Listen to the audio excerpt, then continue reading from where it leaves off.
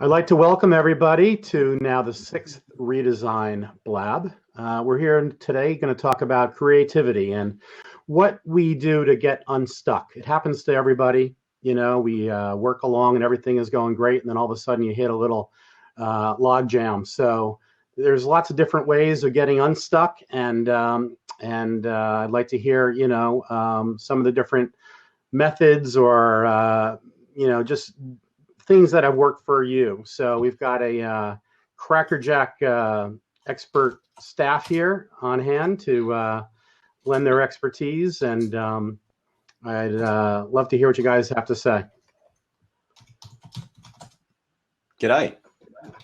All right, who wants to go first? Go for it, Craig. I'm typing. You go. What's that? Matthew wants to go first. Matthew looks like he's eager to jump in. I would, me personally, I usually have a couple of projects on the go at any one time. You know, if I feel like something's not really working with a particular project, regardless of, I haven't given it some thought, perhaps put a few designs together, not really feeling like you're getting anywhere with it. I think it's important to recognize that, jump off it, and perhaps concentrate on one of your more monotonous jobs, perhaps, or one of the jobs that doesn't require so much creativity. Just remove yourself from that problem brief, and just by doing something monotonous, you sort of switch your mind off almost. You know, you don't have to be creative about perhaps doing a little bit of artwork in setting some copy. Maybe you've got to just sort of go through a catalogue and get some text together, sort some tables out, switch your mind off, and just. So it sounds like what you do is procrastinate. Sorry? No, procrastinate. No. I think you've got to recognise that you mustn't. I do the same thing. You mustn't procrastinate over a creative project. Yeah. We're still getting something done, and then you come around when the wheels start spinning again, right? I think it's just switching off from a problem project, and if you're doing something monotonous, you just literally, it goes out of your mind, you get on with something else, give it an hour, maybe two, maybe the next day, and you come back to it and you've got fresh eyes, and, perhaps some thought has come in, obviously having done that monotonous sort of chore the day before. Works for me. It is slightly procrastinating, yes, I'll take that, but there's something to that. It's something productive as well when you're trying to get over it. I think there is such a thing as strategic procrastination, though, when you do get in that kind of situation. I love it. I love that. I need to add that to my bio. Strategic procrastination. I wonder if you've ever read is James Webb Young's book, A Technique for Generating Ideas, and that's pretty much what he talks about, is kind of cramming your mind full of as much information as possible about the subject, and then just walking away from it and letting your brain kind of whir away in the background, but more subconsciously you'll go over something and generate a more interesting and better ideas. Yeah. It's amazing how much happens in the subconscious too. Sometimes when you stop trying is when, the ideas start happening. Yeah. Yeah. That's why taking a walk is such a great thing to do. Just different sometimes I just have to leave my office and then all of a sudden I get clarity on something that I just wasn't able to get, sitting in my same seat that I sit in every day. Just that little, just change of scenery, and not working so hard at it. Greg, what's up? What do you think? It's a big question, and there are lots of ways to deal with creative, blocks, if you like, and I guess in some ways it's good to be prepared for them, because they are going to come, and to have good systems in place. And I'll share it, like a colleague shared a link to a page that talked about it, gave a list of ways to overcome them. I'll share it on the side there. But essentially, we know the creative blocks are going to come. So it's a question of how are we going to tackle them? How are we going to We need to have some systems in place to be able to deal with these blocks that come along our way. So firstly, we have to have good systems in place, like I said, and that's, and when it comes to a design, we need to have a good brief. We need to understand what the project's all about, and so that we're tackling it in the most efficient way possible. We understand the brief, and sometimes that's not very clear, and that can be part of the problem, that we have a creative block, and it's not necessarily a creative block. It's just we don't understand the brief. So we need to first be able to see whether it's something related to the project that we're dealing with, or it is actually coming from us. So we need to have good systems in place. Mm. Now, yeah. Anybody? Yeah, it's a good point, and it's a really difficult thing to recognize where the block's coming from, because sometimes kind of getting away from it, walking away from it, giving yourself some space is the best thing you can do. And sometimes it's the absolute worst thing you can do. You just need to kind of get your nose to the grindstone and push through and keep working hard until, the ideas come, as it were. So it's difficult to know which one of those you're dealing with at the time when you're stuck in the middle of a block. But, it's something you just have to learn by experience, I guess. Do you find, do you find sort of perhaps taking a different approach? Say you're approaching a project, you've got so far on, say you're doing a logo, you're an illustrator, and you're sort of knocking some shapes around and putting a few colours together. It's just not working. You just think, not feeling it. Sometimes find I step away from the Mac, get my sketch pad out, and then just, get your pen or your pencil and just, even if it's doodling, There's no school or the old school. And what you're talking Doodling about is amazing. I use that every day. that's so change it up a systems. bit, Yeah. Craig, we're not hearing you. I'm not hearing you. Can you hear me Can you hear okay? me? Yeah, so no. Okay. Testing. Yeah. Okay. Yes. Is it very Now I clear? hear you. It's delayed though. There's a delay. It's okay. You look Okay. like you're being dubbed. I'm on the back side of the planet. You look like a 1970s martial arts movie, Craig. Godzilla. Do I do a refresh? Yeah, it might I'll help. do Try it. Yeah. I'll bring you back in.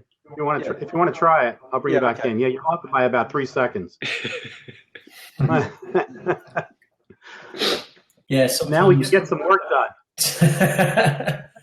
changing up your process sometimes helps, doing trying to look at that slightly differently, Absolutely, and not freaking out about it helps. When you freeze, Yeah. and when you get too upset about it, that's never Makes going it to solve worse. the problem. So Is this better? Testing. That's Yeah, better, yeah. Hang on. Okay.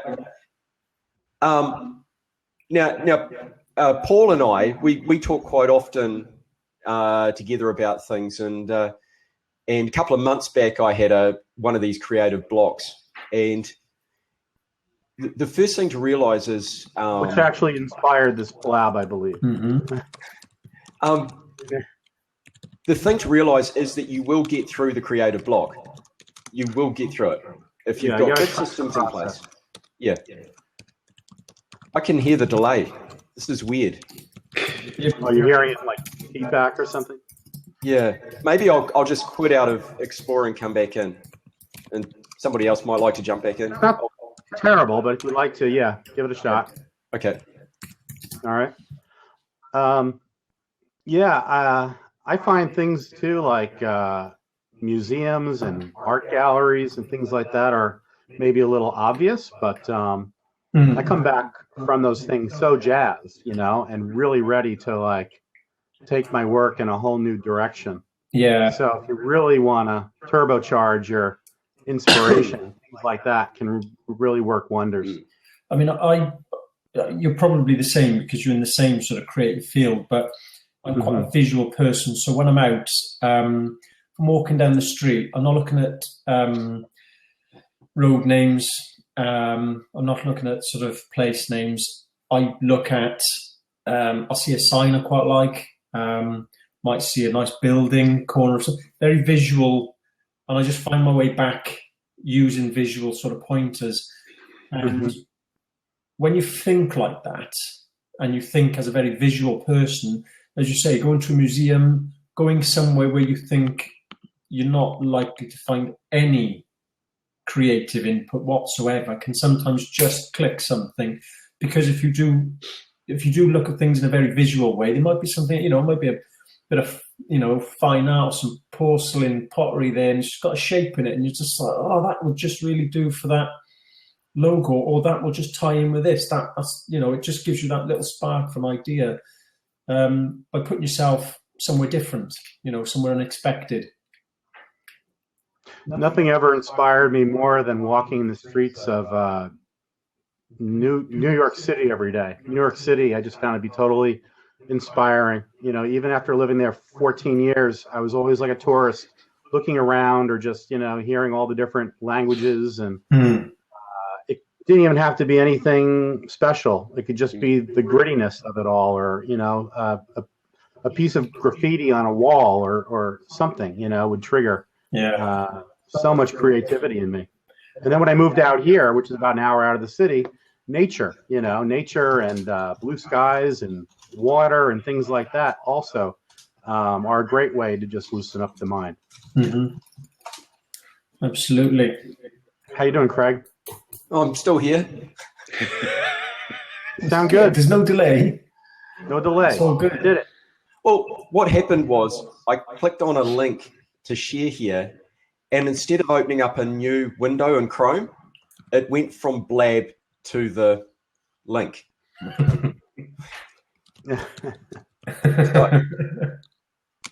So anyway, there's a good list here. I'll just share it. It's quite a list of 20 ways to be creative when you don't feel inspired.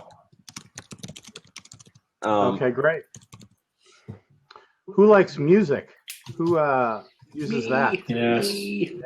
Yeah. I always have it playing. And I find, too, maybe changing the style of the music that you're listening to can put you in a new space, new mental space, Yeah. Definitely. You find that, too, Craig? Music? I know you love music. Oh, I listen to a wide variety of music. It can vary depending on what sort of mood I'm in. It could be really, really loud and sort of rock and roll based, or it could be quite quiet and relaxing, depending on what time of the day it is too, because quite often I work late at night, and so I sort of tend to listen to kind of more relaxing stuff at that time of night. So yeah, music does have a big impact. I think that when you're being really, really creative, I think that loud music can inhibit that creativity. I think that you probably want to tone it back when you're in those times when you're thinking about what you're trying to do. I find that that one of the ways to combat creative block, and this comes back to the systems, is staying away from the computer as long as possible. So before you get to the computer, before you design the logo or a layout, you've got your pencil, and I've always got one of these. And you guys know that I'm a big proponent of pencil and paper. It seems to be old school in this day and age. A lot of the new digital artists, they're straight on the computer, on the software, and they're doing layouts or they're designing logos, and there's no use of one of these. And it's really, really fundamental to being creative is having a plan and and using your brain, thinking about the brief, thinking about the things that I need to incorporate into a logo, incorporate into a layout, thinking about brand brand identity, style development, all these sort of things start with a pencil on a paper before you get to the computer. Because what happens is that quite often this creativity block comes from using the damn computer. And people go straight on the computer, and the tools, they promote this block. They don't break you out of it. So what I find is experience. I never start right on the screen. You know, it's just a different thing. Even as fluent as you are in it, it's just not the same. So one of the big things I do is I might spend a few days, if I've got the time, spend a few days just it's just going around in my brain. I'm just thinking about it, because when you're trying to create a logo and you're trying to capture the essence of, in my case, what a school identity is all about, it's going around my brain for a few days, and I won't even go near the computer. And quite often I will, because I sit down a lot. Quite often I will go out to my kitchen bench, and I'll stand at the kitchen bench. I'll have, like, you know, a pad. I have reams of paper lying around. I'll grab a big wad of paper, A4 paper, one of those. Yeah. One of those. So back to the environment just for a second. We talked about music, and that's one way of altering your environment. And also, you know, I change the type of music I'm listening to depending on what kind of creativity I'm involved in. In other words, if I'm writing and there's words involved, I usually just like instrumentals. I don't like other words to be hitting my brain when I'm trying to think of different words that have nothing to do with the song. So that just doesn't work very well. But how about like your walls or your space itself? Do you like to be clean and organized, or is clutter more creative for you? Or why is everyone put things on your walls, or do you keep your walls white? People have digged at me this before about white spaces, white walls. Oh, you're not creative. You know, you're uninspiring. I just think, do you know what? All the colours in my head. I don't need the colour on the walls. Do you know what I mean? It's just that's interesting, because I don't like white walls when I work, although I like the idea of it. But I need stimulation, and it's not distracting to me. It just sort of like makes me think about, you know, something that happened 10 years ago, if it's an older piece on the wall. Yeah. Or I can keep changing the stimulation around me, which frees things up. Yeah, that's interesting. How about you guys, Andrew and Craig? The wall above my desk is there's 3 kind of full length of the room shelves, and a lot of my kind of design books and stuff are up on them, right above my desk. And there's books by designers who I find particularly inspiring or influential, and all I need to do is kind of look up and see them. And if I'm a bit stuck, I might grab one down and have a flick through. See if there's anything that turns any. Yeah, I'm glad you mentioned that, Andrew, because I wanted to hit on that also. Design annuals and awards and all that, all the great work that's out there to look at all the time.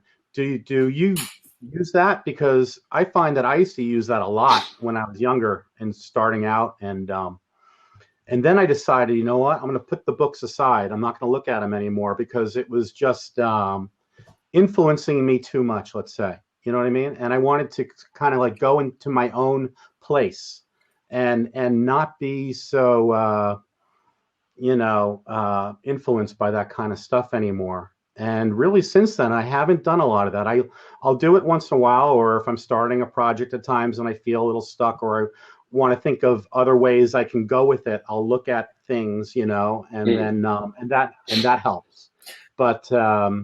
But I used to read myself to bed with those things every night, study them, study every piece and all these great designers and all the time. But I really don't do that much anymore.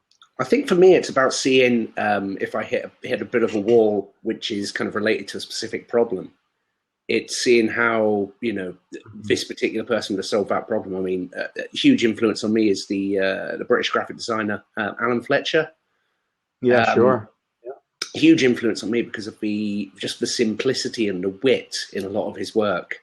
And I think quite often I'll start questioning, or I'll hit a wall because I'm questioning where I'm going, whether I've done enough, whether something needs to be more complex or more complicated. and to actually put down one of his books and see all the simplicity in the way he would just communicate an idea with 2 or 3 lines on a piece of paper. You know, for me, it kind of is maybe a little bit of a reassurance thing that, you know, you don't need to do a lot to do well. But also, it's looking at the way he's addressed the problem and going, oh, yeah, well, he took that approach. So if I would kind of follow that approach and then swing off in that direction, and I find it's really good for igniting, you know, getting the synapses firing and getting you heading off in maybe a slightly different direction to where you would have gone before. Yeah. Yeah. If you use it the right way, it can be very helpful. But sometimes I find too, it can pigeonhole you a little bit, you know, where you can't really see outside of what you've been seeing elsewhere. And then you run the risk of not copying. I'm not going to go there, but you know, just creating stuff that looks like everybody else. I think for me, it's about maybe trying to understand their approach rather than just looking at the outcome. Yeah, right. Yeah. It's how you use it. Yeah. Definitely. Yeah. Sorry, Craig. Sorry. I was going to say that that putting constraints on your design is good too. Because quite often there's so much noise around, and it's in that article that I share. But reducing the noise down, less clutter, less noise. I'm not talking about my desk space because it's very busy. Busy, is that the right word? I haven't got a clean desk. Better messy. Yes. But yeah, so when we come to a project and you're thinking about the design, you're focusing on addressing the need of the client and reducing the noise around you down so that you can kind of clear your mind a little bit and then sort of focus on your client in that respect.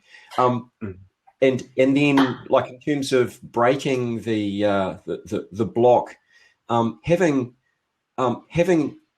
time away from the project. So if you've got a creative block, just turning it off. If you've been spending a couple of days on it or whatever, just move away from the project. Go and do something else. Go and work on another job. Go for a run. Go for a walk.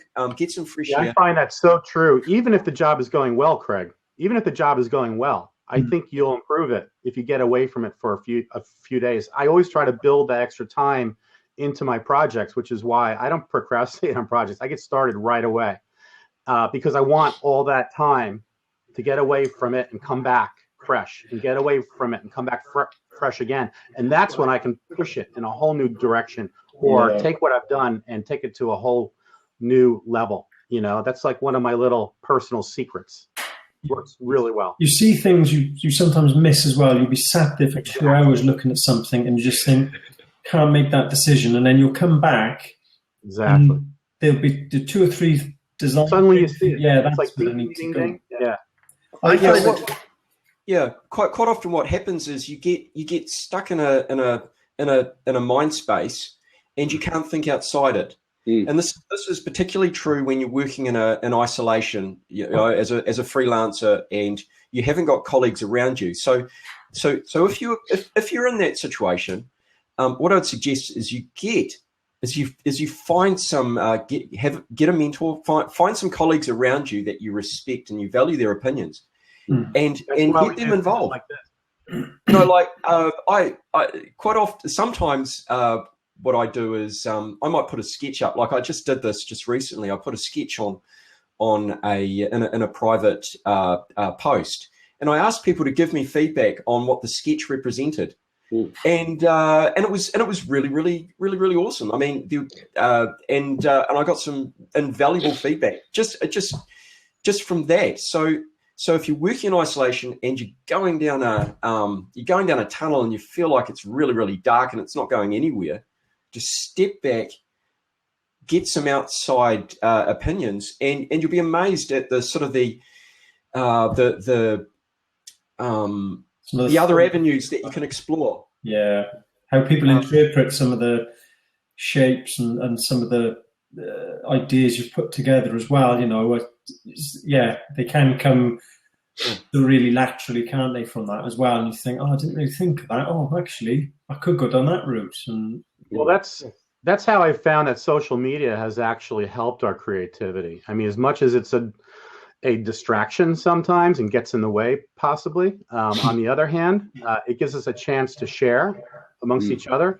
If I had started my own operation here 20 years ago, I wouldn't have had that. And I feel I would have really been stagnating because, going out for a cup of coffee with a colleague or someone every once in a while, okay, that's all well and good. And it's still a good thing, but it's not the same thing. Here, at a drop of a hat, we can reach out to anybody, and talk or show somebody something. The redesign group actually is all about that. And that's why I started it, so that we could all talk to each other.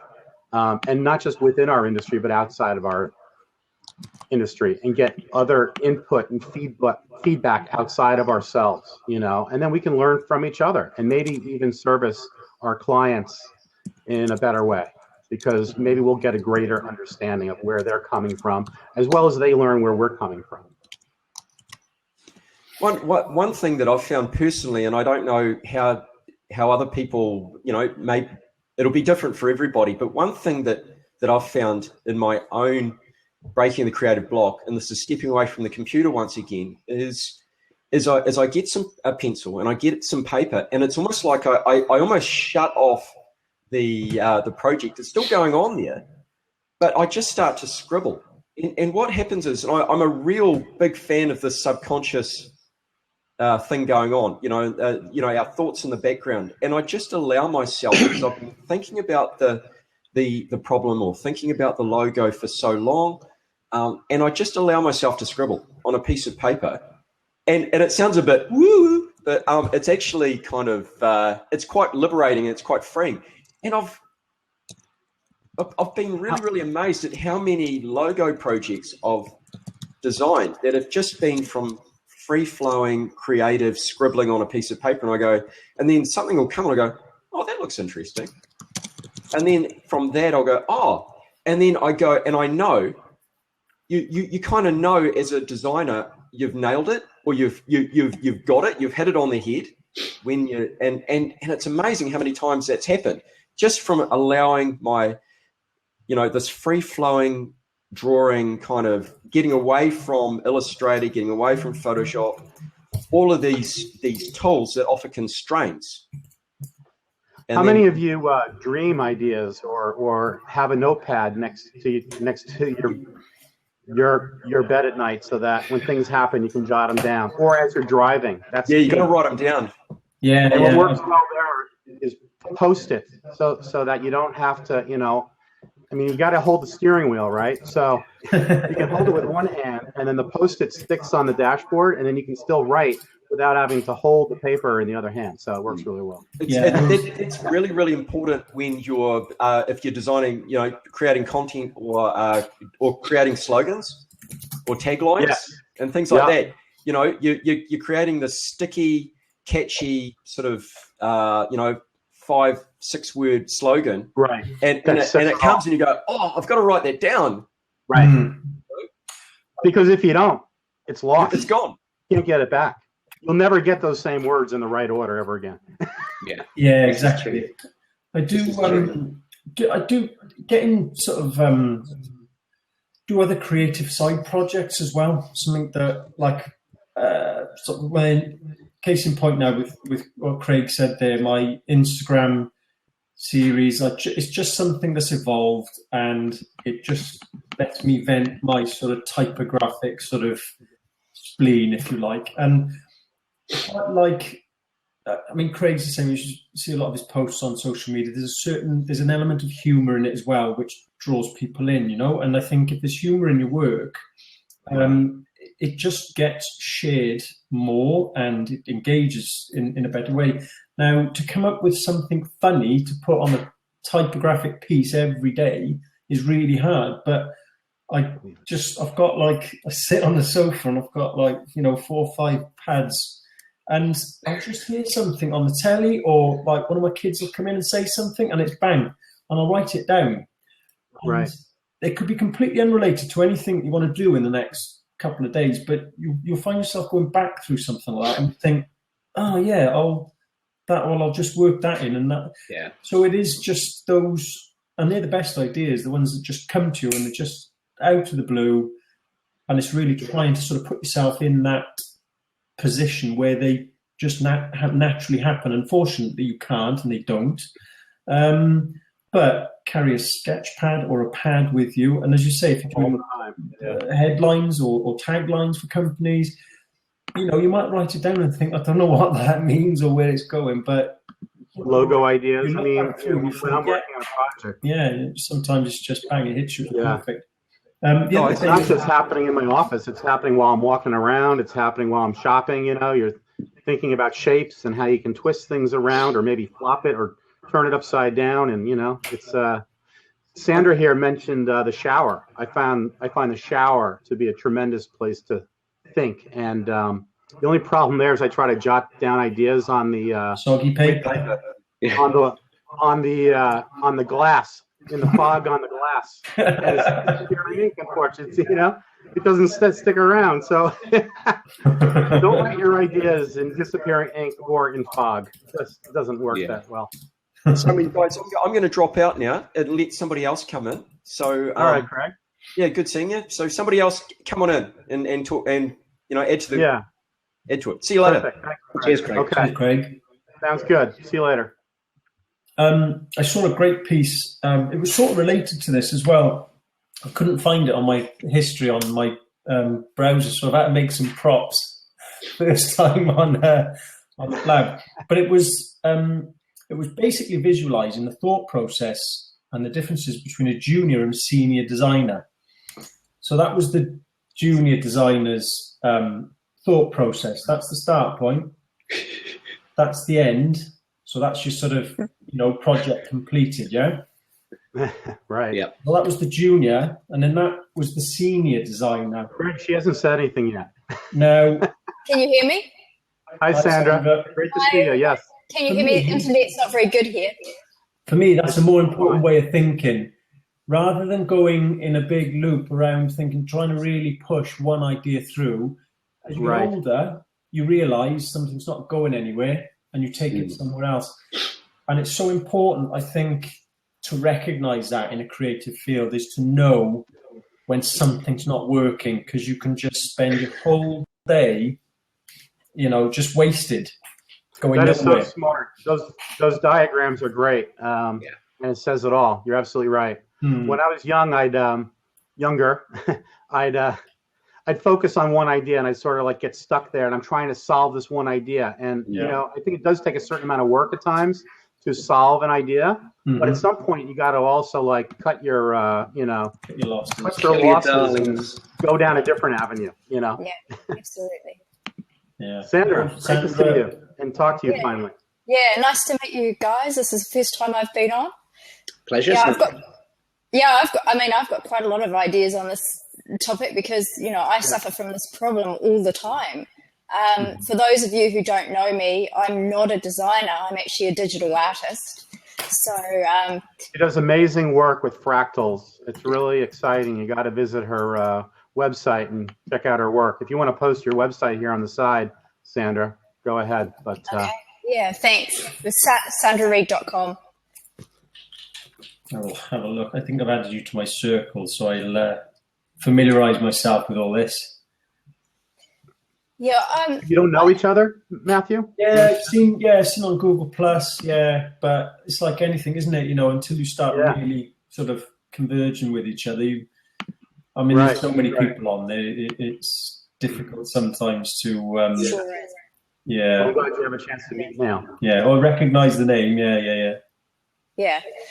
So for me, sorry, can you hear all that echo? A little bit of echo, yeah, it's okay though. I apologise, we've got really bad internet here. They're rolling out high-speed broadband and we lose our internet half the time.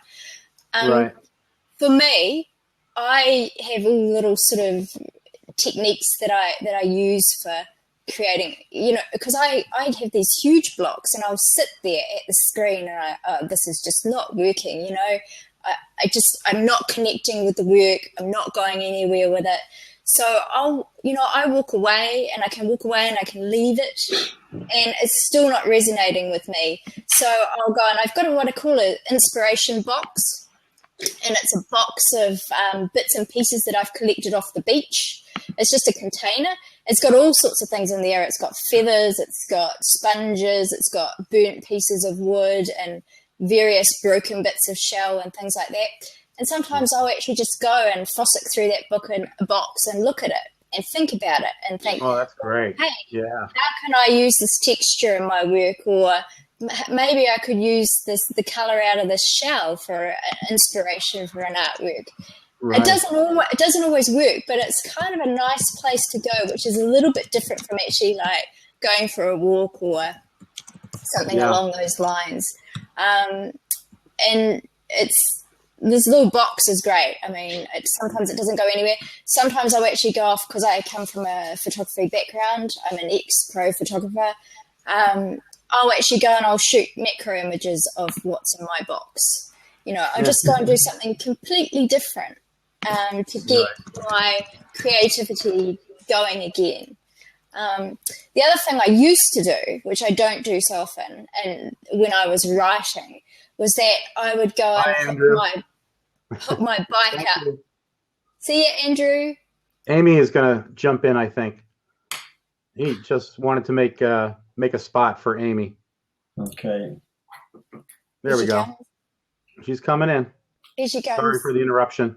No, that's all right. Nice one, Andrew. That worked. Right. Sorry. Hello, Amy. Hi, Andrew, Andrew. you became Amy. Wow, how did that happen? What happened to Andrew? Superman. I love your website. I already looked. It looks amazing. Yeah, she does wonderful work. Thanks, guys. That's really nice. A lot of hard work's gone into that. Yeah, it's amazing the amount of hard work that goes into, all of our craft and, art. It's just, it's a lot of fun, but it's a lot of blood, sweat, and tears too, and, and actually what we're talking about here is sometimes, the hardships when things just aren't happening, what do we do to free things up? And I don't think you just have to be in a creative field to struggle with this. I think in the business world in general now, innovation is what it's all about, and staying fresh and doing things that stand out from everybody else. So I think everybody can benefit from creativity and really focusing and learning more about it and reaching within themselves, maybe to dig out more of their natural creativity. So I think this applies to really everybody, not just us in the design or the art field. That's right, it does. And I think it's a lot tougher because now we have, and easy for everybody to see what everybody else is doing. So we actually have to really raise the bar and really put our best work out there, and not just average work. We really have to step up.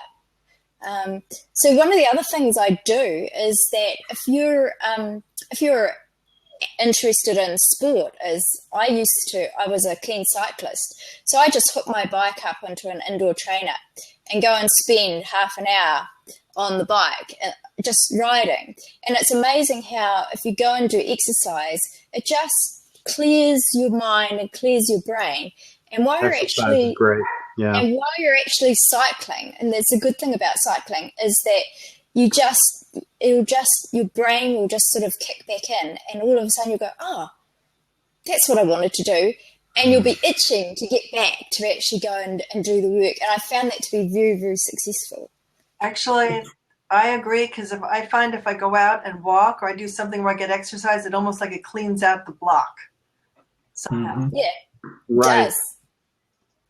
So nice to see you, Amy. Thanks for joining us. How are you? Thank you. Good. Actually, I was going to say also, my dogs have been on long walks to break through that many times. I'm like, come on, guys, we're going outside. And I find even that they are looking at things that I would not have seen, as crazy as it sounded, like it stops me from thinking of what I was in a rut of thinking about before. You know, about half an hour before this talk, I was outside with our dog, and he loves to put his nose up right into the direction that the wind is coming from. And I've learned from him, like, wow, that's so cool, because that's where, I mean, obviously his senses are way beyond mine in terms of smell and everything. But just to sort of learn, a little bit from him and feel that breeze right in my face and then listen to the sounds, it was almost like a little meditative vacation, I think it also, what it does is it opens up all your senses, because when you're working, your senses get kind of locked in. Whereas when you go outside, you're all of a sudden opening up all of your senses at one time. And I think that kind of is liberating. Yeah, it sure is. For me, for those of you who don't know, I'm located in New Zealand, and I'm semi-rural. So I'm only 5 minutes away from farmland. And so I can just go and walk, and there's a big park, a regional park with tracks, and you can just go and walk and go and sit by a waterfall or sit on a bridge, and it's a great spot. I think I'm moving. That sounds amazing. Andrew is asking here on the side if any of us use any kind of processes or mechanisms to cure this block before it happens. I mean, I don't think I'm that systematized myself, and I'm not going to anticipate, a block happening. And, if it happens, it happens. But I'm going to think positively, I think, before that, and not prepare myself for the worst, so to speak. I don't know. How would you guys interpret that question and answer that one? I put an answer on the side there. I mean, I find I get less of them now as I get older as a creative. I mean, when I was... Right, me too. I was just... You get some project and your mind was blank, and then first studio I worked in Birmingham, and you'd go out, and it was back in the days when sort of the stock royalty-free images used to do books. They'd send to creative studios, and we'd have a shelf, and we'd have, say, 10 of those on there. And I'd literally go out, I'd get myself out of the studio, and I'd sit with these books, and I would just literally flick through them quickly and just try and look for something that sparked some idea for me, no matter what it was, just off this photography, having graphic design sort of award books and things where it's got the best of this and that, and you're just looking for shapes, colors, and anything to try and inspire you. But as I get older, I think my head's like a sponge now, a visual sponge. I'm looking all the time at things. If something just catches my mind, I'll remember it, or I'll write it down. So it tends to sort of, you're not left with the tank empty, Absolutely. I think what you're talking about is really what an experienced pro does, I guess, yeah. We're used to creating on demand. We create on demand. We have deadlines, that could be in 3 hours. It can be in 3 days or 3 months, but you learn to trust your instincts after a while, and once I kind of grew up in this field, that took so much pressure off of me, because I knew that, I'd come up with something that works. I would come up with something that solves the problem on deadline, and it would be fine. I think now my challenge is trying to make it just, trying to improve those ideas. So it takes a lot of pressure off, at least within my immediate, field I'm talking about. I also want to interrupt for a second. Something I'll always do is, if I see anything that's inspiring, it could be a shape, it could be a shadow, it could be anything. I take a picture with my iPhone, and I'm constantly taking pictures. And so if I have a mental block, sometimes I'll just flip through, kind of like your idea box, Sandra, like your box of toys. It's a similar idea, but it's all visual. And so because I take these pictures constantly, I just look through there, and it kind of sometimes breaks me out of a place where I'm focused in one direction. That's and I go back. Great example. Great example of how tech has helped creativity. We talked about social media earlier as being a way that is, allowed us to feed off each other and get inspired by each other right at the drop of a hat, every day. And I think the iPhone works the same way in that case. That's amazing. Do you use it, Amy, also for like color studies, or you sample different parts of a flower, what have you, for all the Yeah. time. This morning I was taking the dogs for a walk, back to that again, and I was taking pictures of leaves that are still left because everything is pretty much gray, but all the leaves that were left in the shadows and the leaves on the gray slate, on the sidewalks and all the different colors and how they interplay. And I took a bunch of them, and whether I'll use them or not, I don't know, but it just was like a great visual exercise. I felt like I had gone somewhere when I came back from the walk. I had gone through this whole visual exercise just because I took all these photographs. That's amazing. Again, another creative little side project just to, get you sort of moving in a different direction. Sandra, just quickly had a look at your website and look at some of your work, and it's interesting where you say, with this box, and you said you had shells in there, and I can see a lot of, inspiration sort of from those shapes and things like that. And I just wondered if you, as a sort of professional, recognise where the inspiration sometimes lies for you, what works well for you. Because it does seem as if a lot of that is tied into your work. I think if you can recognise that as well, that sort of saves a lot of mental block, when you know where to look to get those ideas, Yeah, well, the other thing for me, which you will see, especially with fractals, the roots of fractals is in nature. So, fractals are all around us, clouds, shells in New Zealand, our native panga frond, they're amazing things. Even ourselves, our bodies are actually, we've got fractals in our lungs and things like that. So it's the mathematics has stemmed from nature. So it's interesting that you've picked that up. So you'll see spirals, and of course we see spirals and shells. So that's where that comes from, and that's where the connection is.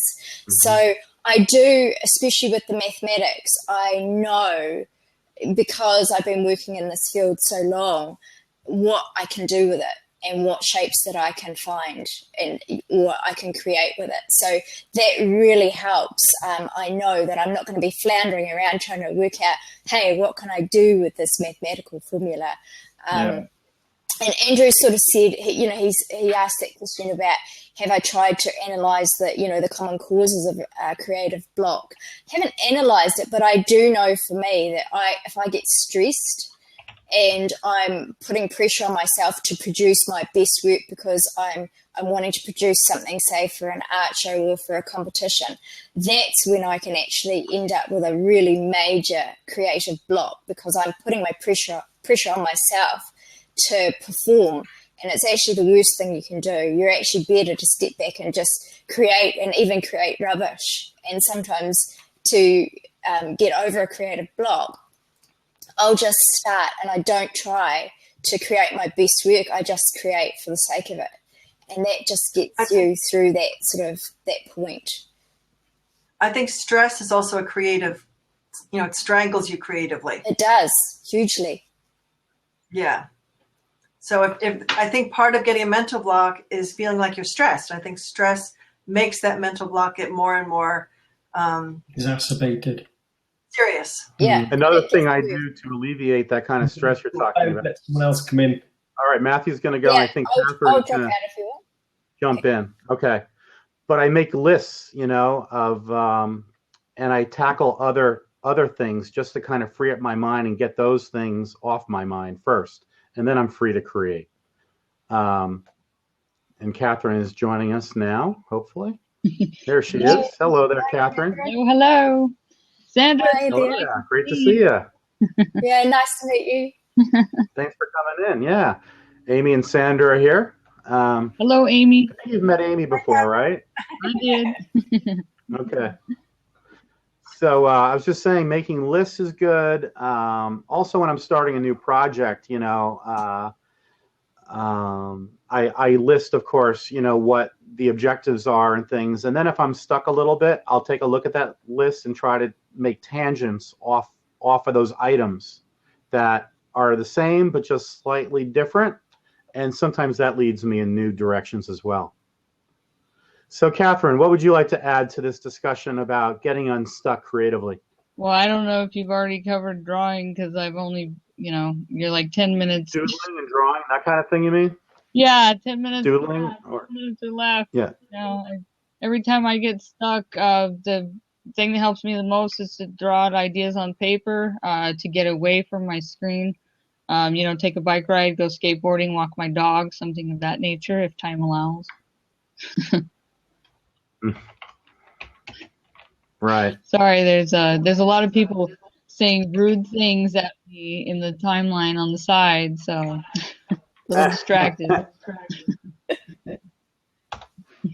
Yeah, the timeline's a little distracting at times. We don't want to ignore the people on the side, but at the same time, we want to keep the focus on our conversation. So, Craig, you're very distracting. I got a bunch of poor internet signal things, and I have audio only on you guys. It's me, isn't it? You're not I can hear you fine. I can see and hear you. Yeah. We see you. We Yeah. hear you. We can all see you. California's a lot like New Zealand, I guess. Yeah. Bad internet. No. Except you don't have one cable in there. We only have one cable into this part of the world. Actually, my problem is called AT&T. Yeah. AT&T, yeah. Yeah. I won't tell you who it is Sorry, here. sorry, I I'm have taking AT&T. up too much time. Not so bad. Problems. Okay. Well, excuse me, Mr. Biederman. Oh, actually, our internet is through Cablevision, but our phones and Wi-Fi and stuff is whatever. Well, It's that's AT&T. different then, isn't it? I have It is a little AT&T different. for my So what All else right. can we do to That's- get unstuck? We have about 7 minutes left to be exact. in Would this somebody discussion. else Well, like to drop in? Some things Anybody I do else to get want to drop unstuck. in or come back in or whatever? Yeah. Would anybody like to come in and I'll drop out? I find that kids can guys. also, I find that playing with kids and helping them Sandra, create can free up some ideas as well. Sorry, Sometimes didn't hear can you hear me? Yeah, I didn't hear that. Can you just repeat that, please? I think children sometimes can free up our thinking and creativity. Yeah. Now If you have kids now I have or to you, get creative. Yeah. I don't have any kids, but yeah, they do. yeah, because if you're visiting like a nephew or niece or somebody even or something, and just spend some time with them, they're so no holds barred, when it comes to creating and whatever it is, drawing or just gluing matchsticks together or what have you, that it just sort of like makes us a little bit more playful again and lets us think a little bit more openly. So Sandra has left us. She dropped out intentionally. Sorry, Sandra. Goodbye. Bye, Sandra. And Craig, do you want to drop back in? Okay, he's coming back in. All right, another New Zealander. It's me again. Hi, Catherine. Okay, Craig, bring it on home for the last 5 minutes here. Bring us on home here. Hi, What do you want Catherine. to say? Hi. Me and Catherine. She thinks I'm cute.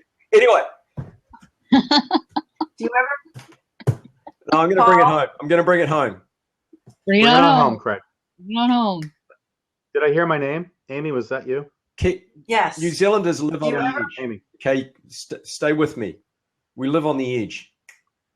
Well, actually, we live on the backside of the planet, really. But no, one of the things that's really, really important is to take risks. So if you've got a creative block, Mm-hmm. take That's a lots of good point. risks. Do lots. Yeah, Of, they're great. explore the ideas and make mistakes. Give yourself permission to make mistakes. And That's great. Greg. I love and when you make mistakes, you learn from it. And so hopefully you Yeah. won't make those mistakes again. And that helps with overcoming creative blocks. So yeah, that's part of being creative too. Not getting into a rut and exploring ideas and making mistakes. So that's all I wanted to add. Do you ever scrap what you've done and start from scratch? Or if you're mentally blocked, are you unable to do that? Sometimes Sorry, that helps. Craig, what I said is, do you ever throw out what you've done and then start from scratch? Like, does that liberate you? You want to see my Or give rubbish you a bin? fresh idea? What? Yeah, my trash can. You call it in America Yeah, Rubbish I bin. throw out I'm still saying that now. Rubbish. 99% What do you of call it my- there? What's that? What do you call it there? If you don't call it a trash can, what do you call it? He said it's his rubbish bin. Rubbish can? Is that what he said? Rubbish my rubbish bin. bin. Call You're doing pretty good. There's not much in there. I emptied it. It was rubbish day yesterday. it. Here, you want to see mine? Oh, nice. Cool. That's Oh, that doesn't say a much. lot of Is that- rubbish, All Paul. mistake. All Paul, mistake. does it double up as a sandbox for your dog as well? Capone is talking about you. You want to come on camera? I know he's He's there. here the whole time. At the end of our chats, he really starts to get antsy. He's like, "You've been talking to people for enough. Talk to me, goddammit." Talk to me. He'll jump We'll give in you- a second, we'll I'm give you sure. back Right in now, he's just a chewing on moment. my hand. Here, chew my hand. He's shy right now. Yeah. Yeah, I think we've covered quite a bit in this hour. I think it's been quite good. We've talked I think about we a did. lot of, yeah, a lot getting the right systems in place, moving away from the computer, moving away from I was going to say tools. Toys Uh, in. You know, changing your environment, taking risks, Yes. Getting exercise. getting mentors, having people around you, especially if you're working in isolation, if you're a freelancer.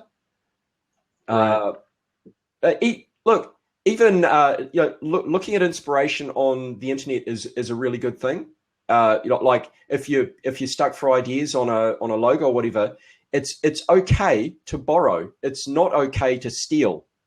So Yeah, Googling an idea is fine. Looking for inspiration, the latest trends, the latest styles and things is fine. And Google is fantastic in that regard.